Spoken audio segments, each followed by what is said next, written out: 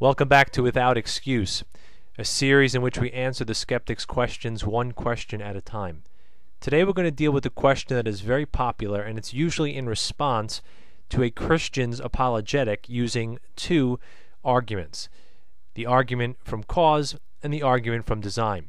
First, we consider the argument from cause, or the cosmological argument.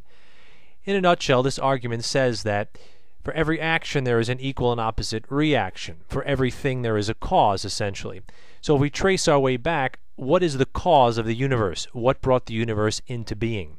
And the Bible would say that God is the Alpha and the Omega, the beginning and the end, the first and the last. God is the cause because the universe must have a purposeful cause. The second of these arguments is the argument from design, or the teleological argument, which basically says that we look at the order in the universe and that lends itself to a designer. We look, for example, at the DNA in our molecules, the DNA that make up our genes, and we see amazing complexity, massive amounts of information stored in them. Who wrote this code? So these are two arguments that believers will put forth to argue for the existence of God. And the likely response is the question that we're going to deal with today. If we show that there must be a cause to bring everything into being, or there must be a designer to account for the design, one of the likely responses of the skeptic is, so who made God? A very popular response. So let's take that question, let's see the foolish assumptions that are embedded in that question, and then turn those foolish assumptions back at the skeptic himself. First, to say who made God is once again to beg the question. It's another one of these logical fallacies because you're assuming something in the question. You're assuming what you're trying to prove in the question. And what is it that you're assuming?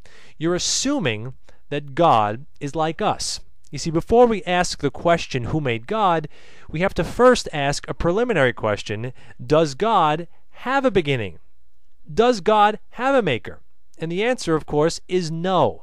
You see, there is a naturalistic assumption underlying this question, that everything just works according to the laws of matter and energy. God told us that sometimes you might think that we're like Him, but we're not. The Bible tells us that God is not a man, and God is not man. So to say that God had a beginning and that who made God is to assume that God is like us, is to assume that God has a maker. It's kind of like saying, draw me a four-sided triangle. By definition, a triangle only has three sides. So to ask the question, draw me a four-sided triangle, is ridiculous. It's absurd. The nature of the triangle, nullifies the ability to draw a four-sided triangle. And such it is with God. God is eternal by definition. God is the Alpha and the Omega by His very character. So to say who made God is to ask a question that is ridiculous. You can't make God. God has no maker by the definition of Himself, by His very character. You can't draw a four-sided triangle.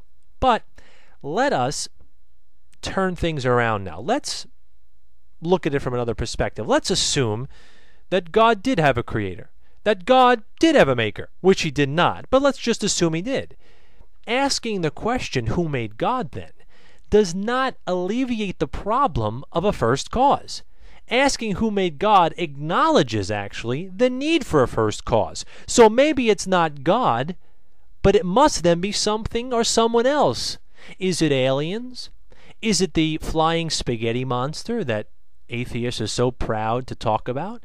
Who made them? And on and on and on.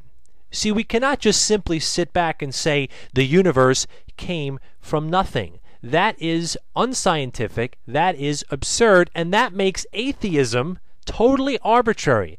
If the atheist or the skeptic cannot account for the existence or the cause of the universe, for the existence and the cause of the order and design we see in the universe, then the atheist does not have a rational justification for his or her belief. The atheist is resting his belief or her belief on nothing, and that would make atheism totally arbitrary. What's more, if we continue with this question, who made God, and consider the ramifications of it, many people say, well, I want to know who made God because I just can't believe things I don't understand. I just cannot believe that God always was because I can't understand that. Well, let's take that assumption and let's take that to its logical conclusion, shall we? If you don't believe in things you do not understand, let me ask you, do you stop using your computer that you're looking at and listening to because you don't understand how all of it works? Can you account for all the code and how all the transmitters and networking works in a computer? If not, do you stop believing in the computer? Do you stop using the computer because you don't understand everything about the computer? Of course not. Do you stop eating because you don't understand digestion? Do you understand everything about how the body breaks down the food in your mouth and uses those nutrients to support the rest of your systems? Do you understand how all that works? I doubt it. But nonetheless, you keep eating.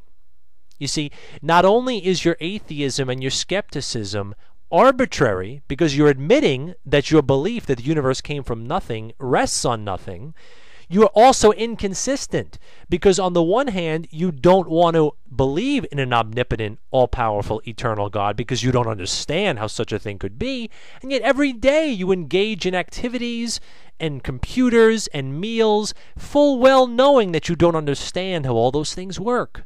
The difference is your food and your computer suit you and serve you and meet your needs and meet your ends, and you like them, therefore you have no problem suspending your skepticism when it suits you. The truth is that God, who is everlasting and eternal, stepped into time to die for the sins of man. The one who in the beginning created the heaven and the earth was made a creature to die for the sins of his fallen creation. The one who made all things and has no maker was made sin for us, that through him, Jesus Christ, we might have eternal life. Believe on the Lord Jesus Christ, the Bible tells us, and thou shalt be saved. And stay tuned as we continue more of these questions, because if you're hiding behind one of these questions, like who made God, you will find that on the day of judgment, you will be without excuse.